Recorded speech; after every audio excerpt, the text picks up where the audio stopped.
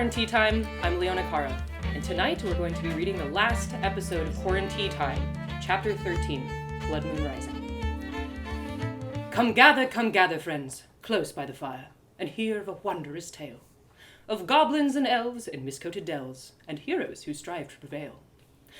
The herbs of the elves proved a marvelous cure, and Allie awoke feeling spry. After a mushy root breakfast, her body felt steadfast, and she was ready to roam by and by. You won't be able to talk with Trennia. We'll see about that. You won't. The Nurvenga take QuaranTea very serious. There will be guard posted to make sure no one bothers her. I've got to try. After a nurturing breakfast with Iktuin, Leif had agreed to show me where Trennia was being held for reflection, or QuaranTea, as the elves called it. As they would do for any member of the Nurvenga who had called Huti Thaliam, the tribe had presented Trennia with several choices during the conclave, and set a period of reflection in which Trennia would be held in isolation, so she could have ample time to process her decision. Leif told me that QuaranTea was as important as the Huti Thaliam itself, for the elf's decision would affect the entire community, and the Nurvenga wanted to ensure that such a decision would be made with due deliberation. You must wait! She is released tomorrow morning. Then you can talk. No, tomorrow is too late. Tonight's my last night in Beleth. I have to talk to her. Now. What is so important to say? It cannot wait. Well, that I had nearly died in Joe and Graham's hideout. That Granbauer was still alive. That I knew where Laurel was. But I said nothing. Those things were for Trennia's ears only. You are behaving very Trangit this morning. After a mile or so of wandering through the gargantuan trunks of Beleth, I stopped in my tracks and felt my jaw go slack. There was something huge up ahead. Huge and round and glowing. I reached for Leif's shoulder, and they halted their advance. What is that? QuaranTea, the glade of thought. Thinking. Reflecting? I don't know how you call it. We moved slowly, and the blurry glow began to take shape. There was a silver-wrought fence encircling a vast, mossy glade. A hill sloped upwards to the right, causing the fence to climb above and around a rocky waterfall that tumbled down into a rollicking creek and sent sparkles into the air. Encasing it all was a diaphanous dome of woven fog that enveloped the fence like an upturned bowl. The dome shifted and glittered and swirled as Leif and I advanced, and I noticed an elf standing guard where our path met the fence. In their hand they held a spear, as tall and shiny as the silver gate before which they stood. They did not stir as we approached. Galvieth faltil, none may pass. Hatralda, I have told it. Her. Despite the guard's remarks, I stepped forward to look through the intricate spires of the fence, but the guards swept down their spear to block my way. None may pass. I know, I just want to look. I gave the elf my most innocent expression, and peered through the silver fence. Dang, it was nice in there. I mean, it was basically a prison, but it was a nice prison, all things considered. There was a fur-covered bed with several pillows and sumptuous blankets, but it was empty. There was a table laden with fruit and meat and ewers and goblets, and a chair at which to sit and feast. But it was empty. There was a stone bench carved into a hillock beside the creek, where a book laid open and forgotten, the pages splayed out like a bird in flight. But the bench was empty. Where was Trennia? Shooting an obsequious glance at the attending elf, I made to walk around the perimeter, doing my best to make it look like a mere detour on an otherwise unremarkable stroll. Leia followed close behind, as if taking it upon themselves to guard me. But no sooner had I curved beyond sight of the first guard than I saw another one standing watch up ahead. Dang it! How many were there? And where was Trennia? I smiled and waved at the new guard as I passed, and they fixed me with such a scornful glare I almost turned around. But I kept on walking, anxious to gain sight of my friend. If I was lucky, Trennia would be somewhere between guards, and I might be able to get in a few words without drawing their attention. Only when I crested a small hill and neared the lip of the waterfall did I find her, lying on her back with her arms and legs stretched out like wheel spokes. I was so excited to see her again that I gasped out loud, despite myself. Her outlander clothes had been replaced by well-fitted robes. Hey, blue robes! Just like I'd imagined. And she looked for all the world to be asleep. But then she stirred, scratching her arm and tugging at what appeared to be a wedgie. She was so close! She was right there! But I could see a third guard about 30 paces around the curve of the fence. I grabbed hold of the fence and pressed my face against the bars, hoping she might open her eyes and see me. But besides another tug at her robes, she didn't budge. I turned to Leif, who was poking a colossal pine cone with their toes, and whispered for them to draw near. Psst! Hey, we're friends, right? Perhaps by Trengith's definition. Well, are we friends enough for you to do me a favor? What favor? Would you go and talk to that guard for me? Distract them for a minute so I can get Trennia's attention. You will not be able to talk with her. Well, Leif, please. I need to try. Just 2 minutes. Anything. I'll teach you Trengith swear words. Leif's face lit up with the proposal. Even the worst ones? The worst ones I know. Will you do it? Yes. But she will not hear you. The fence, it's... Yeah, sure, right. Just... I said, nudging Leif away towards the guard. Thank you. Now go. Leif shuffled away and casually struck up conversation with the guard. I had to move quick. These elves were sharp and wouldn't be fooled for long. I stuck my face between the bars of the fence and whispered, Trennia! Psst! Trennia! But she didn't stir. I picked up a small stick from the ground and tried to throw it at her through the spars, but it rebounded off the glimmering dome. Dang it! Trennia! Trennia, it's me! Trennia! I peeked over to where Leif and the guard were chatting away. They hadn't suspected anything yet. Trennia! Come on! It wasn't working. Maybe Leif had been trying to tell me that the fence itself would keep me and Trennia from talking. Dang it! So I did the only other thing I could think of. I tried to soul send. I knelt beside the fence and closed my eyes. I calmed my breath and focused my thoughts, trying to feel the bounds of my body, my energy, my spirit. I imagined myself as a glowing form kneeling beside the fence, and then I tried to imagine Trennia as a glowing form where she laid in the grass. I had no idea if this is how it was supposed to work, but it was worth a shot. I imagined my glow body rising away from my visceral form and walking through the fence, stepping through the grass until I stood beside Trennia. And then, well, I took my glow foot and gave her a little glow kick. Her glow body bolted upright, looked at my glow body in disbelief, and then cautiously approached the fence. I imagined pressing my hand through the silver curls and pressing it against her palm where she held it up against the dome. And then I opened my eyes. And that's exactly what I saw! She was there! Trennia was kneeling on the other side of the fence! Her palm pressed against the dome, her eyes wide with worry as she stared at my broken arm. I gasped aloud, unable to contain my joy at seeing her again, and I was surprised to find tears rolling down my cheeks. I missed her. I had really missed her. Trennia! Trennia! I know where Laurel is! Trennia shook her head and pointed to her ears. She couldn't hear me. Her mouth moved in some reply, but I couldn't hear her either. She looked happy to see me, but she also bore a pained expression. It was the same expression my mother had worn when she told me my grandmother had passed away. The expression Bertram had worn when he went away to visit the sick and the dying. The expression people wear when they have bad news. She wasn't coming with me. Her fingers flexed against the invisible barrier between our palms, and she pressed her head against the fence. No, Trennia! I know where Laurel is! And Granbauer! Well, kind of. I need your help. You have to come with me. Trennia! She perked up then. Something had caught her attention, and I turned to see what it was. My voice had alerted the guards. 2 of them came over to where I knelt and grabbed me beneath the arms. No! It is forbidden to speak to those in Calathael. Oh, no! Trennia! I know where Laurel is! No! Ah! Trennia's face was ashen as she watched the guards drag me away. I saw her lower her head, and then I was dragged out of view. Leif walked behind me, their head bowed in shame. When the elves had dragged me back to the path, they turned to Leif. You will escort this Trengith back to the Lathro Inn.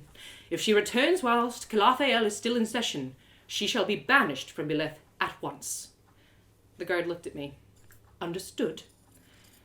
Understood. Leif wrapped their arm in mine and urged me down the path. Come, we must go. So go we did. Leif led me back to the Lothar Inn, as charged. The glass orbs, suspended in the canopy, glowed faintly, and I took a seat upon one of the root benches jutting out from a pillar tree. Leif stood in front of me, shuffling their bare feet in the dirt, unsure of what to say. My headache had returned, and I just wanted to be alone. Thanks for trying, Leif. You are welcome. She couldn't hear you. No. But she's not coming with me. I saw it on her face. Oh, this is probably true, yes.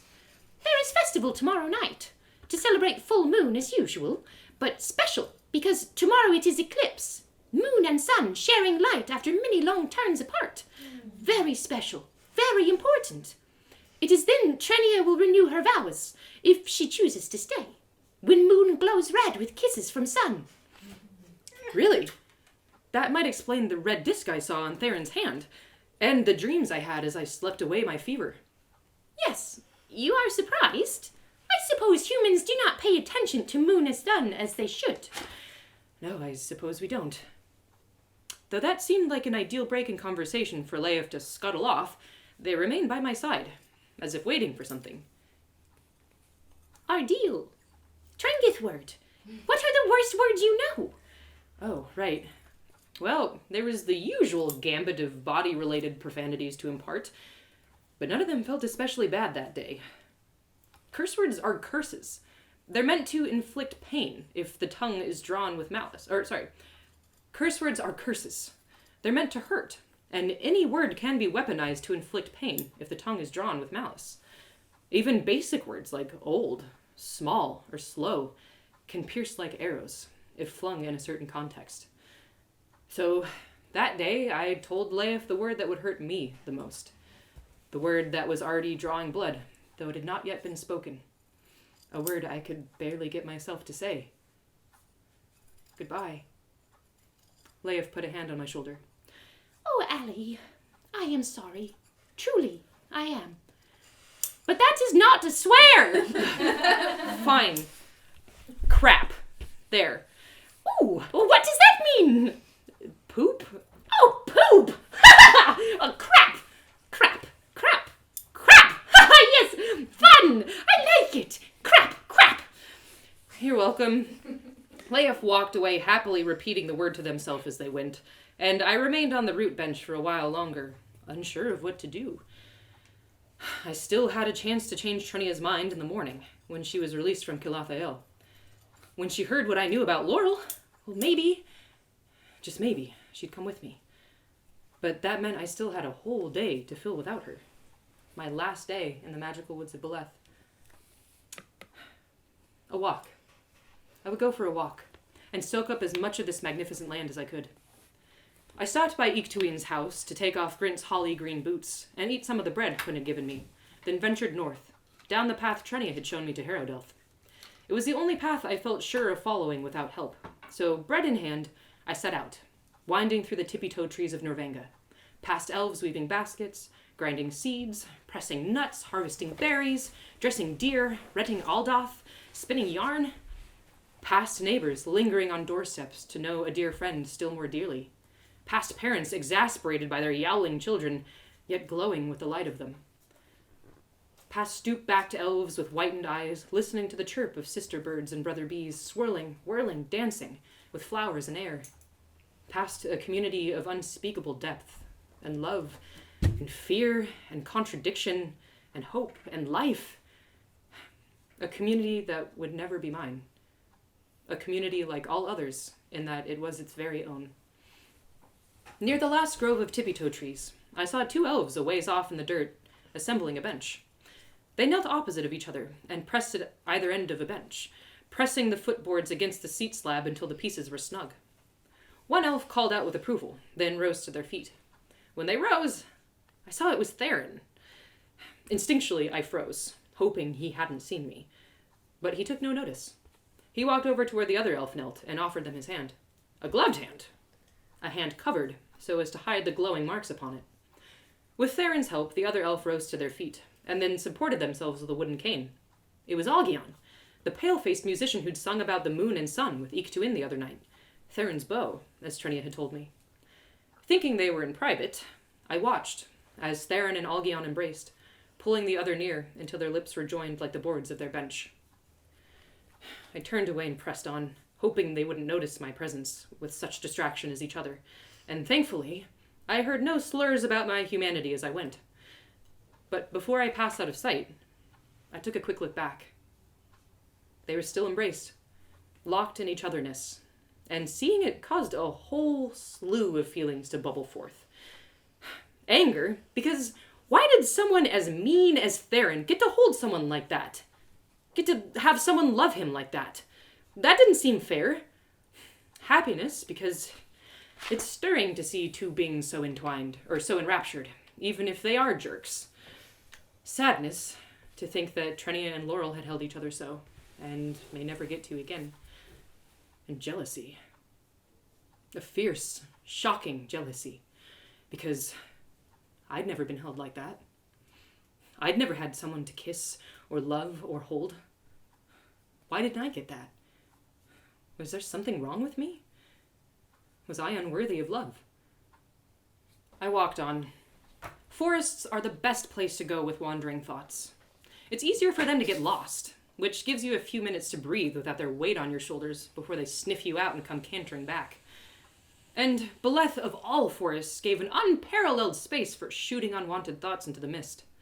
So, despite all the fears and feelings I carried that day, I stepped lightly, cresting hills and curving around bends like a fawn, my bare feet caressed by moss and needle-soft soil, my toes growing damp brown and tingling pleasantly with every step. I took a left instead of a right when I got to the familiar fork in the road, curious what lay to the west of the trail, and feeling certain I could find my way back again. Before long, the forest had so cleansed my spirit, I would have been hard-pressed to find anything to complain about. The woods were so crisp, so clean, so full of wonder. There were entire civilizations of lichen nestled in tree bark valleys. Yellow flowers bedded sunlit glades until the earth shimmered like a golden pond. Emerald ravens struck at a scattered horde of Durbandala, which swarmed into the shape of a buzzing blue bear and scared the ravens away. And there were all manner of mushrooms. Mushrooms 5 feet high! Mushrooms as wide as carriage wheels. Mushrooms so smelly I thought I'd walked into a bog. But my favorite were the little pink ones that I saw growing in circles beside the path. They ranged anywhere from kitten size to dog size, and had patches of light blue spores scattered about their pinky little caps. They were so cute! Their little gray stalks all soft and squishy looking. Oh. I poked one gently to feel how squishy the cap was, and I could swear I heard a little squeak out. Oh, that's so cute! If there was any darkness left in my mood, these little guys banished the last of it. It got to a point where almost every 50 feet there was a ring of these little sweeties poking out of the ground on the path. I passed through at least 10 circles of them before I decided I just had to sit down inside one of the rings and get to know them. I plopped down and closed my eyes. I took a deep grounding breath, and tried to feel them where they squatted in their circle. I was still a complete noob with soul sending, so who knows what was really going on, but it felt like I was surrounded by bubbles. Giggly, tickly soap bubbles. I laughed and opened my eyes, thrown out of my meditation by the strength of the sensation. And that's when I noticed. The mushrooms had faces. Tiny little bitty black eyes and teensy curving smiles. Oh my gosh! No way! I leaned down to get a better look. Hello? Can you hear me? You can talk! Well, that's special. Oh gosh, but you are so cute. And then, to my complete shock and surprise, the whole ring of mushrooms rose out of the dirt, up onto the countless tubes shooting out underneath their stalks, and they walked towards me. The ring shrank until it was only 6 feet across, and then the mushrooms all plopped back down into the dirt, burrowing their bottoms into the dark soil like hens taking roost atop their chicks. They were so darned adorable. I had to resist the urge to pick them out of the ground and cuddle them in my arms like kittens. They kept burbling and squeaking, and eventually their little chirps coaxed me to reach out and pat their pinky blue caps. I scooted closer to the teeniest mushroom in the circle and raised my hand slowly, watching for any sign of fear or anxiety in the little fun guy's face. But I couldn't tell one way or the other. So I ventured a little pat on his cap. Oh, yeah? You like that? Okay. The other mushrooms uprooted themselves again and shuffled towards me with heart-melting eagerness until I barely had room to move inside the ring. I spun my torso around so that I could give them all little pats on the cap, and soon I was surrounded by a little chorus of chirps and burbles.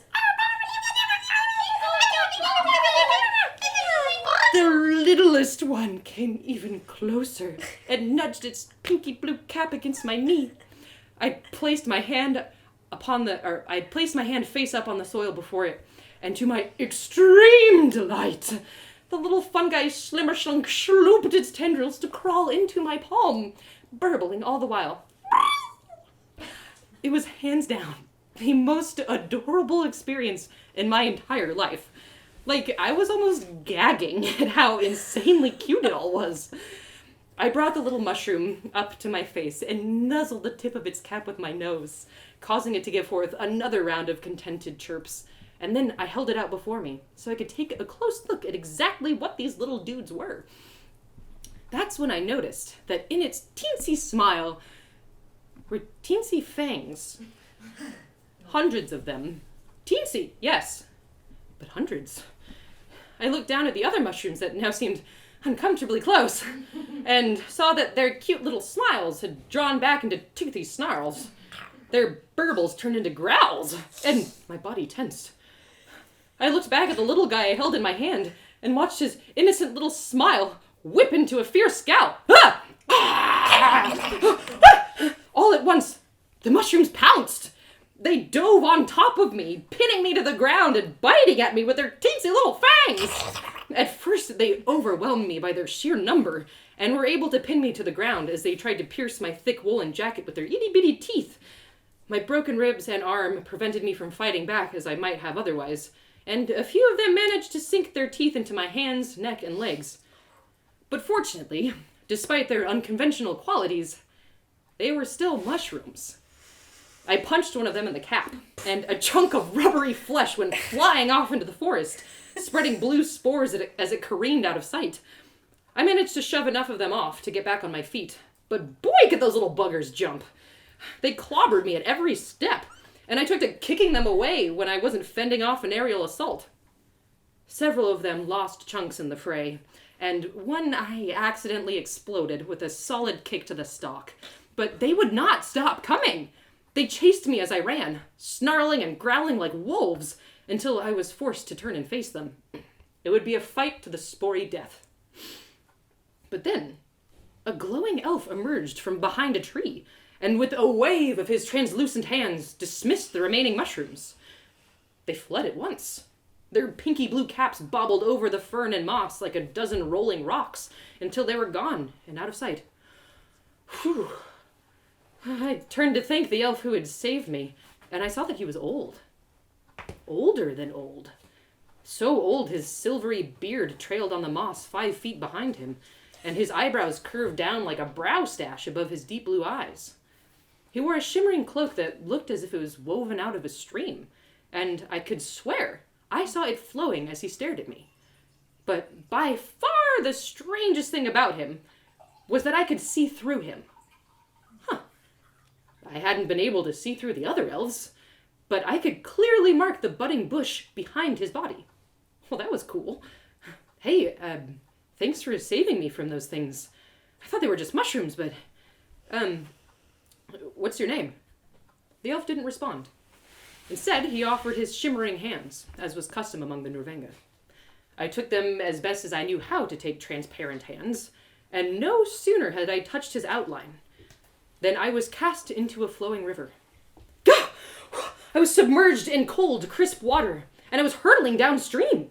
I crashed into a stone and scrambled for a handhold, but the river was too strong, and I was sucked back down in the swirling rush. I couldn't breathe, I couldn't swim, I couldn't yell. I rushed down rapids that bubbled white, so white I couldn't see, and then whoosh! He let go, and I stood shaking and gasping across from the elf, dry as could be. The elf turned away from me and ambled down the path without saying a word. What? Hey, where are you going? I followed him. He flowed more than walked, rising up and over the winding path with ethereal ease, and for a while I thought he must have been a ghost. But he looked nothing like the ghosts I'd seen in Hamlet, who were cold and pale as mist. Eventually, the elf led me to the most beautiful glade I had seen yet in Beleth. Sunlight trickled down through a gap in the canopy and fell upon a bench-like rock and a clear blue pond, illuminated in dappled specks. I followed the elf into the glade, my bare feet enraptured by the touch of grass, and approached the rock and pond. The rock was gray and smooth and warm. The pond was utterly still beside a small trickle that flowed out at one end, and gleamed a tranquil blue that even the poets couldn't describe. And perhaps it was the elf, perhaps it was my imagination, or perhaps it was the trees themselves, but I heard singing. And I'm going to pause and welcome my friend Erin Rourke to come and help me with this next scene. Loves. This is something, do you want to sit on this side because it's how we practice? Sure. This is something that's never happened in Allie Odds before, which is that someone is helping to do a voice. This is unprecedented. All of the voices in the audio drama are voices that I do. But because it's QuaranTea Time, we're doing something special for y'all. Yes, indeed. We're gonna have fun. Oh, the treetops, they reach high towards the sky and open their leaves up wide to receive the nourishing light. Oh, the treetops, they reach high towards the sky and open their leaves up wide to receive the nourishing light. Oh, the light it shines bright, the light it shines bright, the light it shines bright. Go towards the light it shines bright, the light it shines bright, the light it shines bright. Go towards the light. Pshaw. The elf stood beside the pond, illuminated, and gave me a solemn bow. And then I watched as the elf walked into the water without stirring so much as a ripple. And then, like a waterfall, his body fell and sank into the pond, which remained perfectly still. I knelt down by the bank, searching for his form in the waters, but in lieu of him, I found myself. My reflection. Whoa. I hadn't seen myself since leaving home. I looked older, hardier, bolder, worn, weary, satisfied. I had never thought myself beautiful, what with never having been told I was. But staring at my reflection then, I saw a young woman full of life and hope and pain and wonder. A face full of such things can only be beautiful. I then examined my hands where they'd been bitten by the meanie mushrooms. There were several bites along my left arm, and one deep bite in the pointer finger of my right hand. It was swollen and oozed a faint blue pus. I stared at it for a moment, wondering what I should do. And then all of a sudden, my finger seemed to bend. It curved sharply to the left, though I hadn't touched it.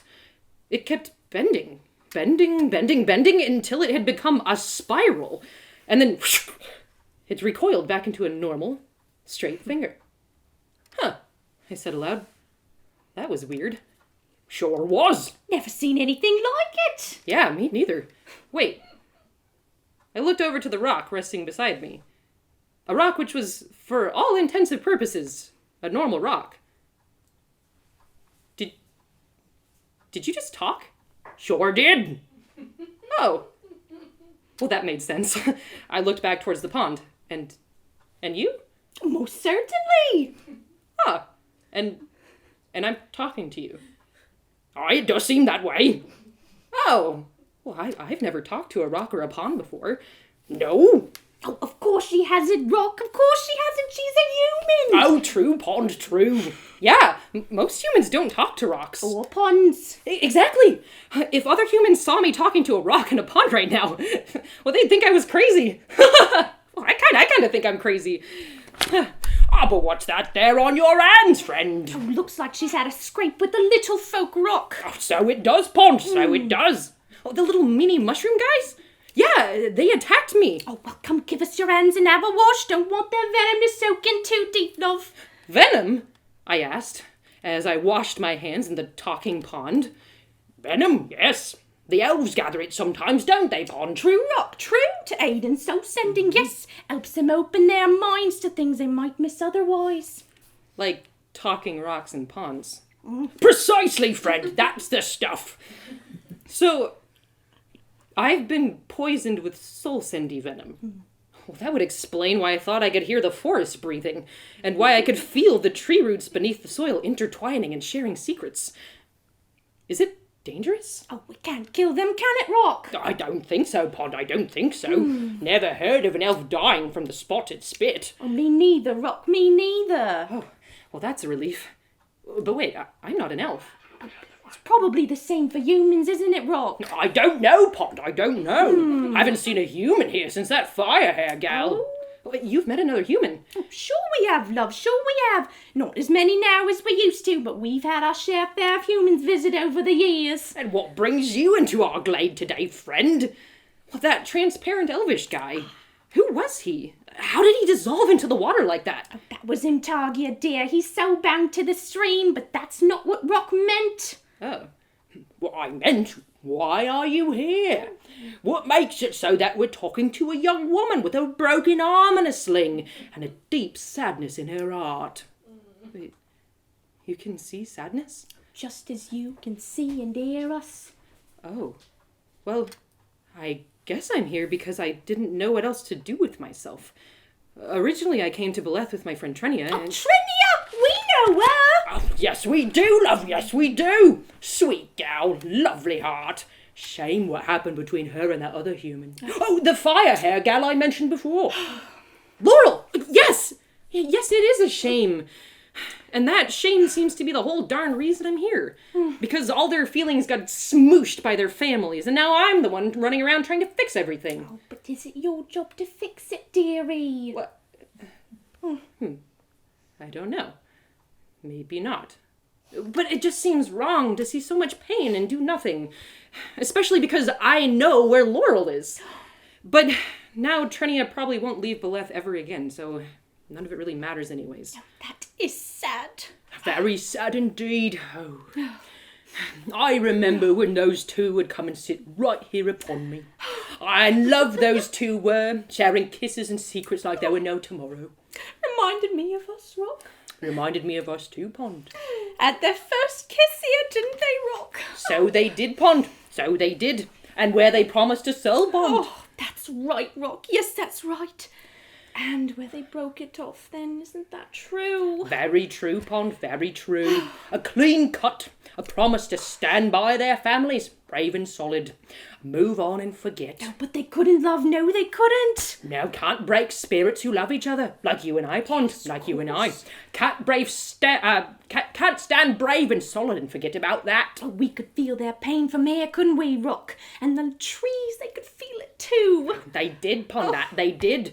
Pain like that can't be ignored. No, and so she came, Rock, you remember? Oh, yeah, I remember, Pond, I remember. Yeah, the fire hair human came with a letter and a ring. That's right, and she sat upon you, Rock, now didn't she? Where she used to sit with her loved one, their hands entwined. Aye, and she sits, waiting for her love to come find her in the woods. But she doesn't come, love. She doesn't come. No, but someone came, Rock. Someone came. Her brother did. The elf man with his pointy bow. Levi says. Now, doesn't he? Levi says indeed, Pond. Tells the fire hair his sister will not see her. Tells the fire hair to go away. But Fire tells him she has a letter, that she's moving away and wants her love to come with her. That they'll move away and stay away and get to be together. Yeah, and the brother holds out his hand, Pond, and says he'll deliver it for her. Humans cannot pass into the woods, he says, but he'll get the letter to his sister. That's right. And so she hands it over, hoping to see her love in the morning. Oh, but the brother didn't like her, did he, Rock? Didn't like that his sister was with a human. No, Pond, no. And he sees a way to end his troubles now, for good and for all. Oh, and so he takes the letter, Rock, and the ring, and what does he do? But bury it. Tore the letters to shred, yes, and buried it. And the elf, she doesn't know, Pond. True, Rock, true. Thinks her love left without a word. So sad that. So hard. As Rock and Pond unfurled their tale, I saw the whole scene playing out in Pond's crystalline waters, as if I was gazing into a mirror of the past. I saw Laurel sitting at the bench with a letter in her hands, fiddling with a decorative iron ring. I saw Theron coming up behind her and stretching out his hand. I saw Laurel's pleading face as she turned away, having entrusted him with her very heart. And then I saw Theron's smug smile as he tore the letter and buried it in the dirt. Oh my gosh! You guys! This could change everything!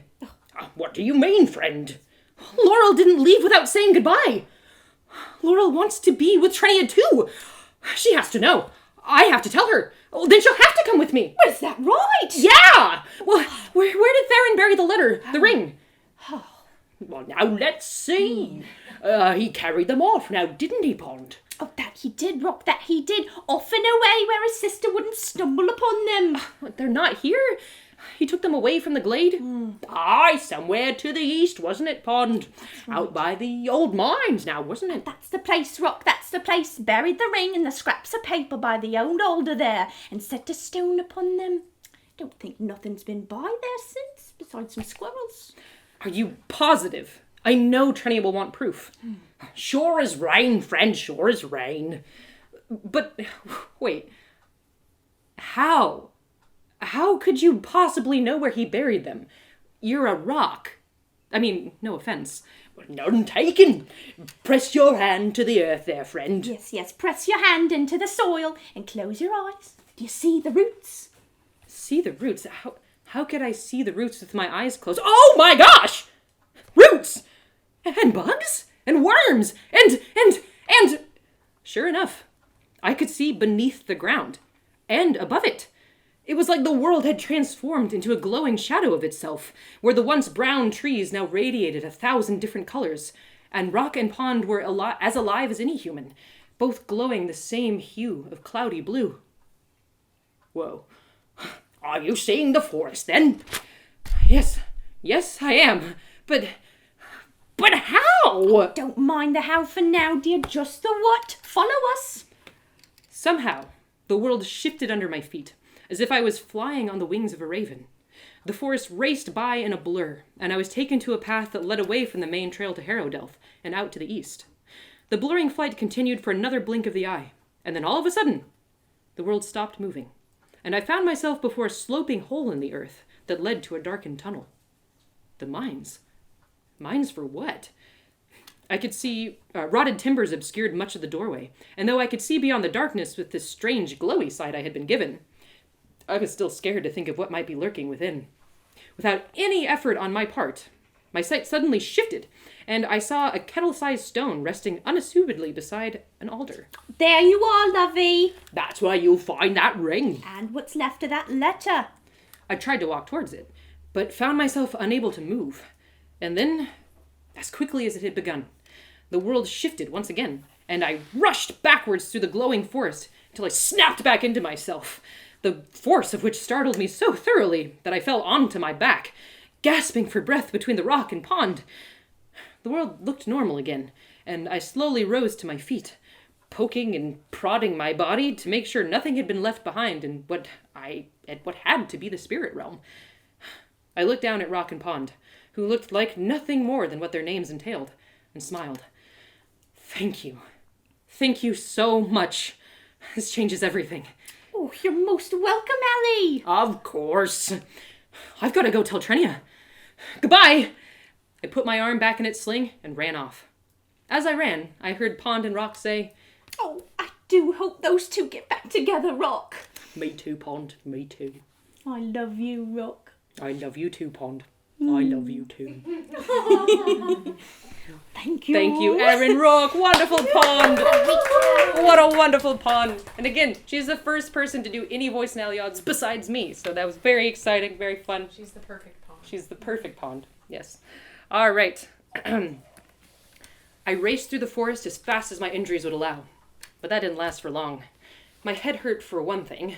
That knock back at Joe and Graham's lair wasn't quite done reminding me of my folly. And my ribs were screaming.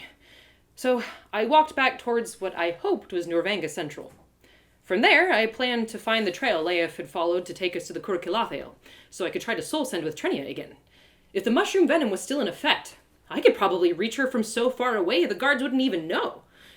But the closer I drew to the tippy-toed trees and the Lothroin, the more weary I felt. The forest lost some of its vibrato, and by the time I reached Iktuin's house, I felt spent. My brain felt like it had run 100 miles. And done sit-ups.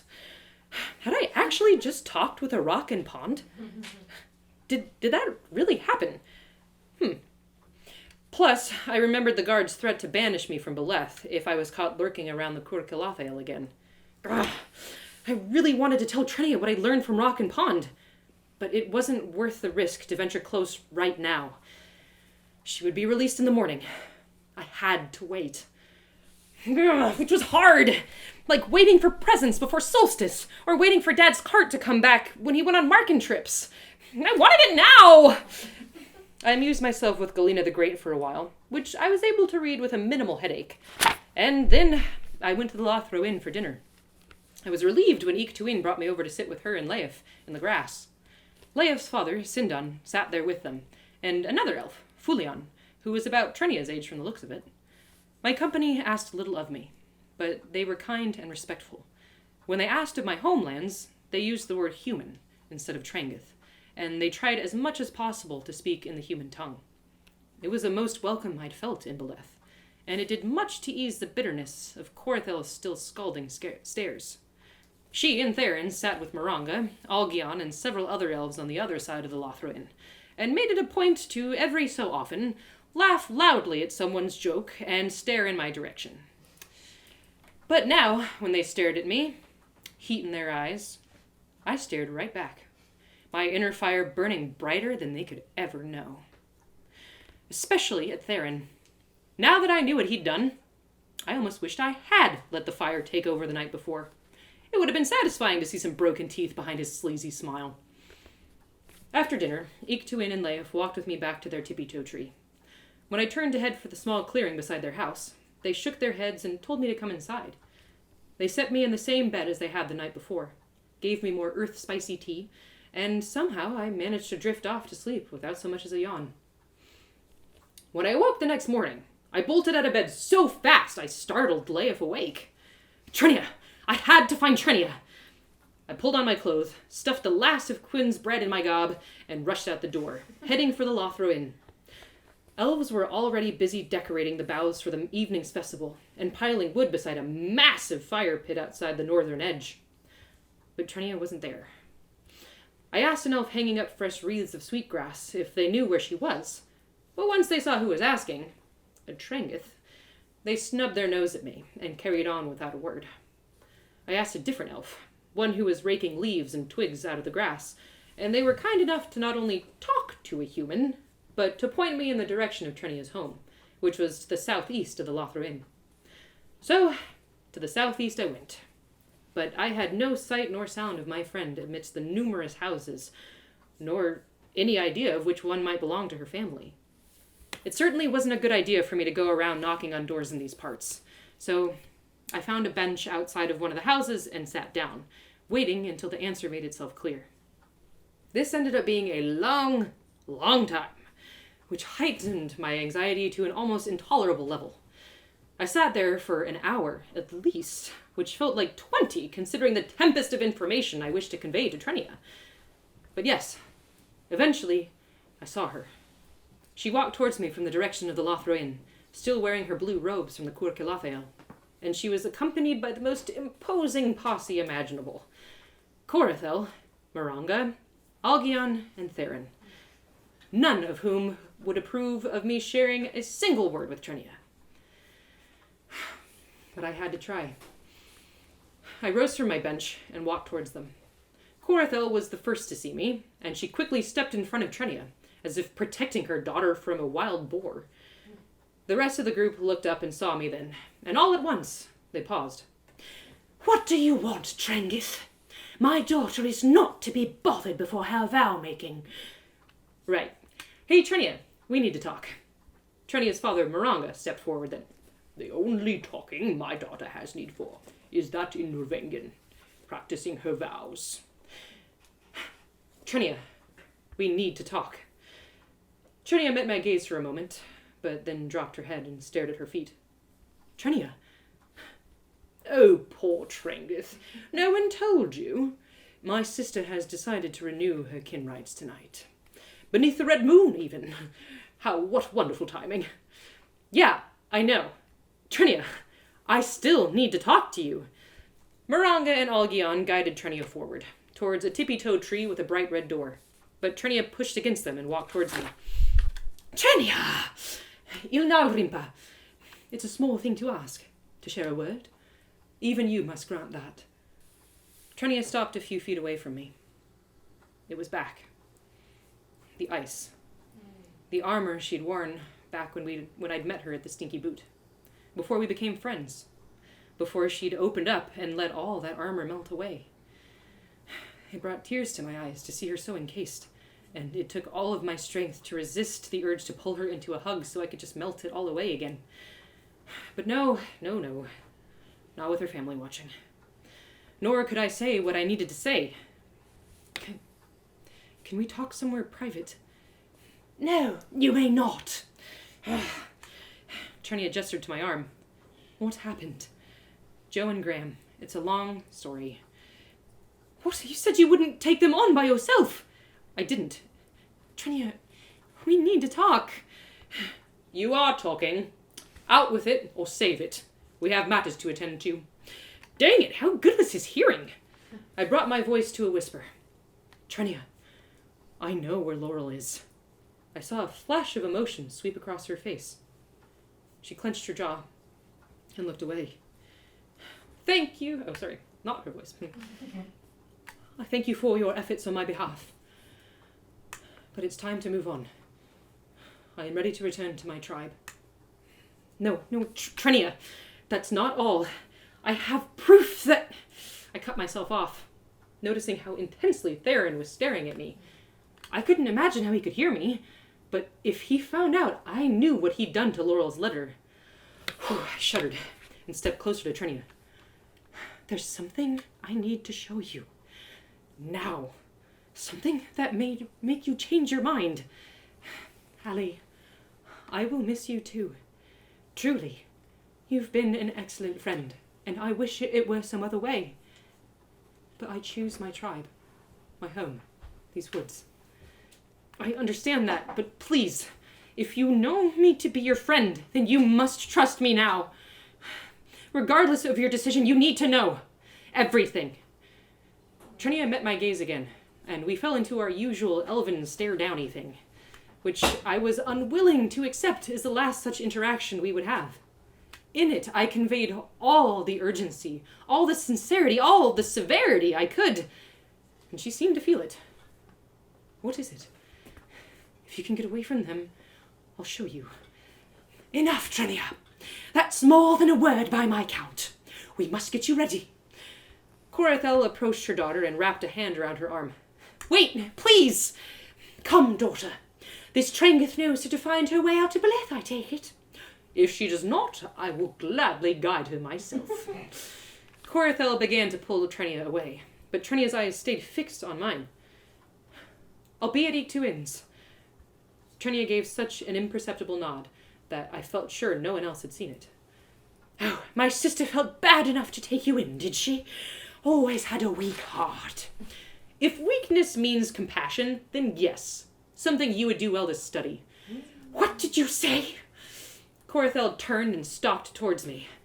Her hand raised as if to slap me across the face. But Trennia held her back with ease. Mother! She is our guest. And while she is, you will treat her as such. I do not understand your liking for them. Ah, no matter, my love. It will be done with soon enough. With one last look from Trennia, and one last sneer from Theron, the family disappeared into the house with the red door. Well, that went as well as it could have, all things considered. I shook out the nervous tension that had built up in my body, and headed back to Iktuin's. There, I packed up my belongings, and waited outside in the clearing for Trennia.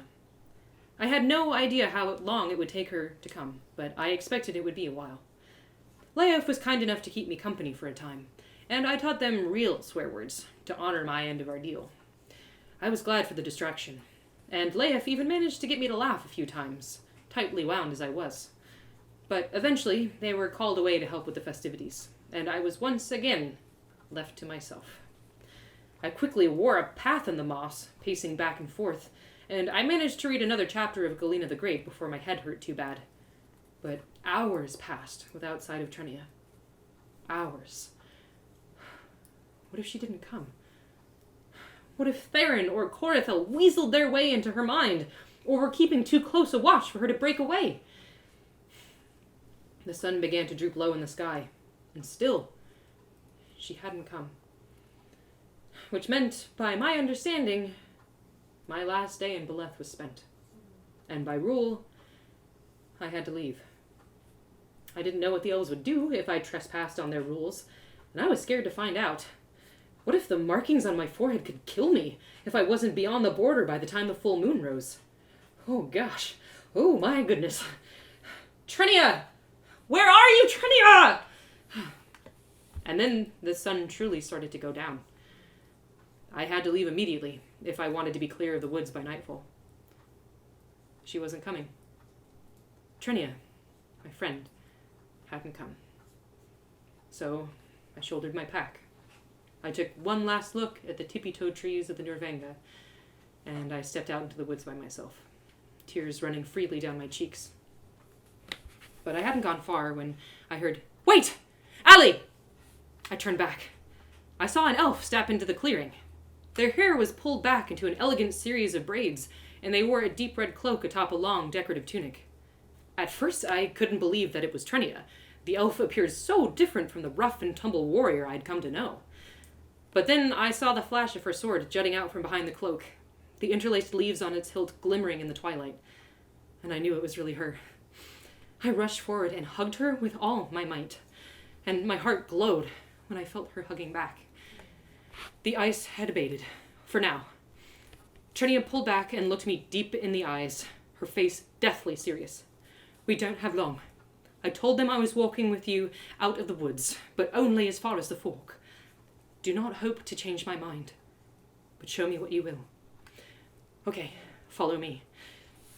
I led her north on the path towards Harrowdelph as quick as I could, telling her about the disaster that was Joe and Graham's hideout, about the evidence that supported the idea Granbauer was alive and well, and about what I'd learned from Quinn concerning Laurel.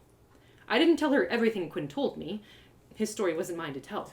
But I did share what related to Trennia directly, and how we knew Laurel was in Haventown.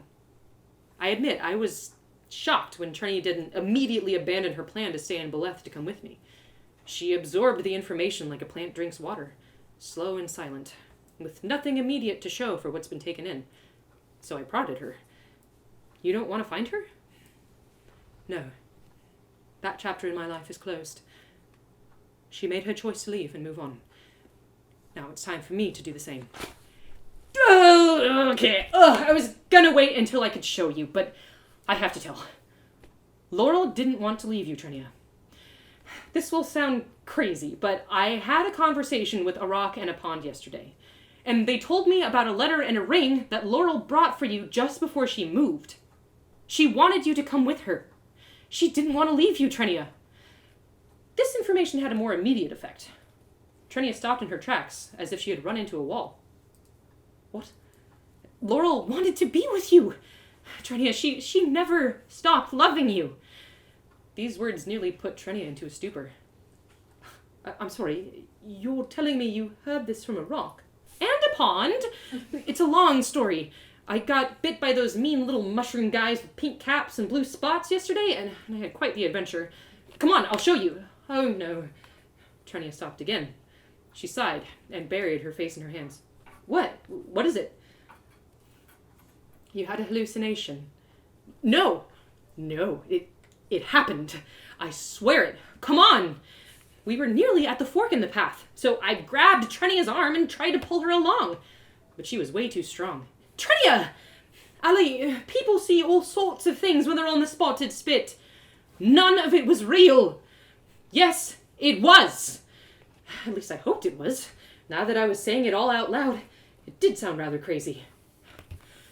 I appreciate you trying to help, but please, don't make this any harder than it has to be. Trennia stood before the fork and gave me a horridly sympathetic smile. No, Trennia! I promise! I can prove it! I think it's time to say goodbye. She faced me, as if to share a final obligatory hug, her face steeled against emotion, and her ice armor back in full. No! No, if none of it was real, then how come I know that glade where I met Rock and Pond was where you two first kissed? Shock froze Trennia's face. And how come I know that that's where you promised to soul bond?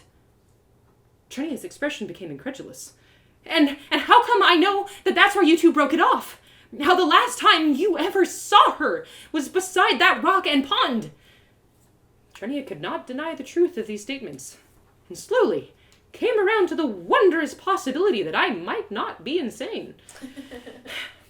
This letter you spoke of, this ring, where are they if I did not receive them? I'll explain as we go. I rushed off into the woods in the direction I'd been shown by Rock and Pond, in the spirit realm, and Trennia followed without contestation. I ran as fast as my body would allow, explaining all the while. Theron found Laurel when she came to give you the letter. He promised to bring it to you, but he didn't. He tore it to pieces and buried it by the old mine, along with the ring. I don't know exactly how they did it, but Rock and Pond showed me where it is. They'll be there, Trennia. I promise. I gritted my teeth and pushed through the pain that jolted my body with every step. Trennia ran beside me, focused and serious, a fire burning hot behind her eyes. Before long, we reached the ominous doorway to the mines. There they are, beneath that rock by the alder tree. With this direction, Trennia dashed forward and left me in her dust. She shoved the rock aside and stared at the ground in confusion. When I reached her, huffing and puffing, I asked, "What? It's there, isn't it?" "No." "What? No, it has to be." But then I noticed that the dirt beneath the rock looked recently disturbed. Trennia hadn't even begun to dig. For the hole... Oh, pardon, I screwed that up. Trennia hadn't even begun to dig, for the hole had already been dug. Footprints. There! I followed her gaze and just barely was able to make out the heel of a boot pressed into the dirt. Trennia rose and scanned the forest. I joined her in searching, but saw nobody moving through the trunks. She ran around the area, checking behind trees large enough to conceal a dozen people. And then, remembering my little run-in with Theron the other day, I thought to look up. "Trennia! What? Do you see them?" "Up there." I pointed to a nearby tree, where Theron was clinging to the bark some 40 feet above us. "That poophead! Come down, Theron." "Oh, Trennia. Odd seeing you here, what with a party being thrown in your honor at this very moment. Get down now. It's a rather nice view up here. Why don't you join me?" "Fine, I shall. But no, it means I will be throwing you down." Trennia walked towards the tree, and in all seriousness, began to climb up towards her brother. No, dear sister. Don't bother. I've had a change of heart." Trennia backed away from the tree, and quicker than a squirrel, Theron climbed down the trunk, and once again jumped the last several yards to land before us, his black arrows rattling in his hip quiver to dramatic effect. I could see he still wore a black leather glove on his right hand, hiding the marks that shone brightly front and back. He unslung his bow from around his shoulders and kept his distance. "Explain yourself." "Me? Dear sister, I am not the one who requires explanation. I was merely ensuring that Trengith left our borders, as is my duty, and good thing I followed you. You said you would escort this human to the fork, and no further, and yet here you are. The tribe would be remiss to hear of such deviance so shortly after your repentance. Gosh, she was a slippery little slug. My inner fire roared back to life, and I really wanted to punch him in the face, even if it affirmed the insult that humans being hot-blooded Trengith. But Trennia kept her composure. What's in your hand? Theron nodded to the bow and he held in his left hand. You can't be serious. Or has the Trengith's stupidity worn off on you? The other hand. Open it. Theron pursed his lips and did not budge. Open it! Slowly, Theron unfolded his gloved fingers and revealed that in his palm was nothing. What? His pockets! Trennia! His pockets! Trennia, this is ridiculous. Oh no, sorry. Empty them. Trennia, this is ridiculous. Empty them! So you can find what? You know darn well what, I said. You want me to search your pockets for you? Be silent, Trengith, and mind your place. Trennia, if you return to the tribe at once, I will not inform them of this transgression. I will ensure the Trengith leaves Beleth, and the festivities need not be disturbed. No! You lied to her! You lied about Laurel and everything! If you speak once more, Trengith, I swear I will empty your pockets therein. Now! Fine. Trennia watched unblinkingly as Theron brought his hand to the pocket of his trousers and withdrew something small and shiny. He threw it in the dirt before Trennia's feet, and several pieces of soiled paper flitted through the air to rest beside it. There, a last little token of your red-headed friend. The last splinter I tried to prevent from entering your already bleeding heart. Trennia bent down and picked up the ring. She stared at it in her palm for a long moment. I stepped closer to her. See? I told you. Laurel never meant to leave without you. Trennia's focus on the ring was broken by several loud claps. Theron was applauding, and though the forest was growing dark, I could make out the mocking sneer on his face. Well done, Trengith. You solved the puzzle. You may leave Beleth with your head held high, knowing you've reopened the very wounds you set out to heal. Come, Trennia. The tribe awaits. She's not going with you. She has pledged herself to the tribe. A mere ring does not change that. Yeah, it does! I looked at Trennia, her expression absolutely stricken. Doesn't it? Trennia could not reply. She stood frozen, staring at the ring. Come, little sister. It's growing dark. We must make haste. Theron began to walk back towards the path, but stopped when Trennia spoke. No. What? You liar. You foul-blooded, ranky git! Theron's eye twitched, and his mouth quivered with anger. Trennia, stop this. You will not throw your life away for some fond remembrance. Say goodbye to this human. The tribe is waiting. I reached out to touch Trennia's arm. Come with me. We'll find Laurel together, and Granbauer, like we promised. Trennia put her hand on mine and nodded. Why must you always make things so difficult? Theron's hand dropped to his side, and he drew forth an arrow from his quiver. He knocked it with ease and drew back the string, aiming straight at me. If you take one step away from this clearing with that Trengith, I will put an arrow in her back. What? Trennia drew her sword. You shall do no such thing. I hope not. If the human walks away of her own volition, and you and I return to the Lothro Inn, no one shall be harmed. That does make things simple, now doesn't it? Trennia slipped Laurel's ring on her finger, stepped in front of me, and strode slowly towards Theron. The tip of her sword pointed straight at him. You will not harm her. Will you come with me to the tribe? No. Will you lower your sword? No. Then I will do what I must. Faster than I could blink, Theron sidestepped to get a clear shot at me and loosed his arrow. I didn't have time to think, but Trennia did. She dove in front of the arrow, and it buried itself below her left shoulder. I watched in horror as she fell to her knees. I wanted to run to her, to help her, to save her, but I was petrified. My feet wouldn't move. I could barely breathe. No, dear sister. That shot was not meant for you. As Theron drew another arrow from his quiver, Trennia rose from her knees and rushed towards him like a blast of fire surging forth from a bellows. He knocked his arrow and drew back the string. But before he could loose, Trennia let out a cry more fearsome than any dragon's roar, and plunged her blade deep into Theron's chest. His arrow loosed harmlessly into the ground. The bow fell from his hand. Trennia withdrew her blade from Theron's flesh and watched as he stumbled backwards, his hands fumbling for the gash in his tunic, which quickly grew slick with blood. Theron peered up at his sister in disbelief. Trennia! He collapsed into her, gripping her cloak and trying to stay upright, but Trennia did not aid him. He fell, writhing to the ground, his breath heaving in ragged bursts, and for a long moment, Trennia stood impassive beside him, gazing at the iron ring she now bore on her middle finger. With a cough of blood, Theron called out, Trennia! He waved a finger for her to draw near. Trennia hesitated. Despite the black arrow projecting from her chest and her brother's blood soaking into the forest floor, she seemed withdrawn and unfazed by the whole experience. Eventually, she knelt down beside him, and, as if noticing his condition for the first time, I saw her face rankle with emotion.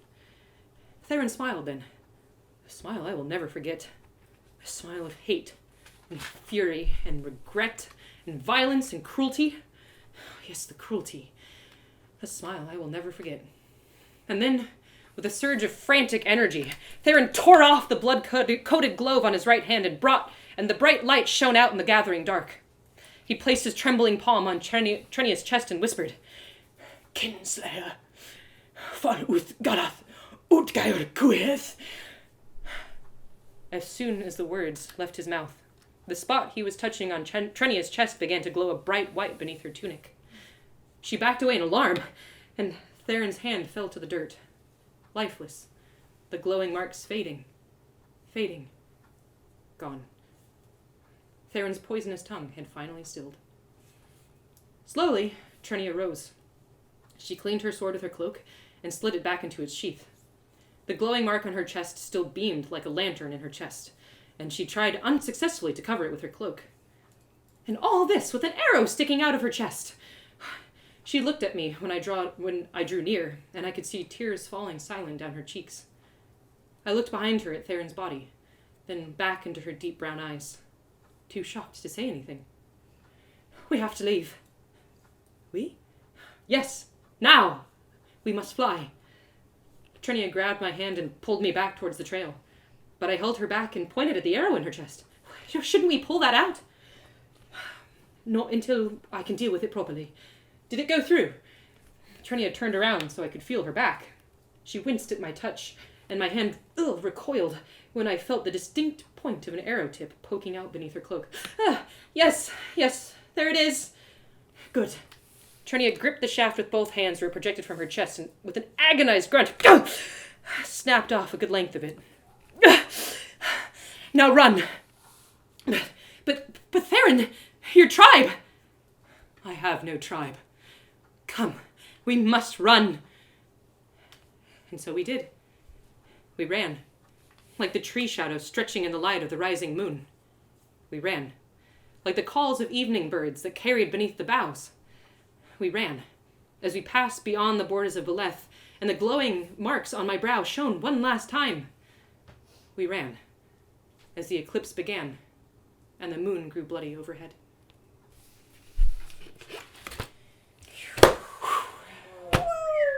That's the end of Chapter 13, Bloodmoon Rising. And that, my friend, marks the end of QuaranTea Time for now. Yes, I do a live reading whenever I share a new episode before releasing the audio drama. So stay tuned. Thank you again for joining me. This is you showed up 11 times to this, people. You're hardcore. You are committed. Thank you so much for giving me your presence and your energy. This has been a really meaningful experience for me and something that's meant a lot to my process in going through isolation and quarantine. So thank you for diving into this tale with me, for letting my heart enter yours, and I'll hope to see you around the fire when we can meet again.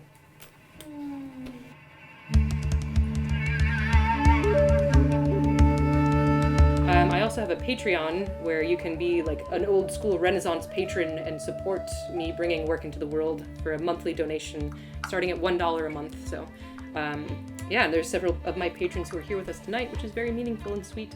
So thank you for joining us. Yeah, this is a project that I'm not getting paid for other than by community support. It's a gift that I want to be giving to the world. Maybe someday it will make a profit, but I think the value that, like with the Rover's Rock and that Theron talked about in Chapter 8, the value that you give is more meaningful than what you take. So that's how I perceive this project, and it means a lot to give it. So if you feel you want to treat me as a Rover's Rock and leave something else, by all means, go ahead. But I just, again, thank you for your presence. That means a lot. Leighona Rover's Rock Cara, yeah. But anyway, that's the plug, I suppose. So there we are.